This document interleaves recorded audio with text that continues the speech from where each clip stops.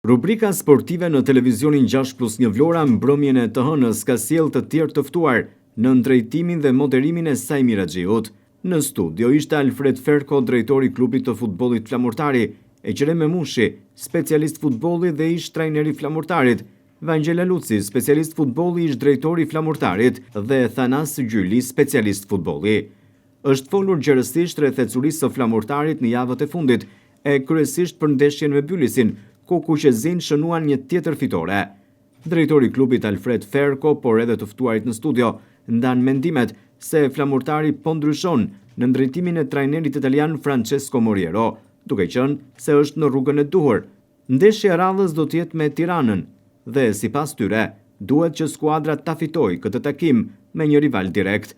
Po ashtu të ftuarit në studio përgëzuan skuadrën për fitoren me Bylisin, që sipas tyre skuadra tregoi karakter. Ata janë të bindur tek vazhdimësia pozitive e kuqezinjve, që këtë javë do të kenë pushim dhe javën e ardhshme do të ndeshen me Tiranën, një rival direkt e ku do të kërkohet vetëm fitoria. Rubrika sportive në drejtimin e Sajmir Axhiut në televizionin 6+1 Vlora vjen çdo të hënë duke nisur nga ora 20.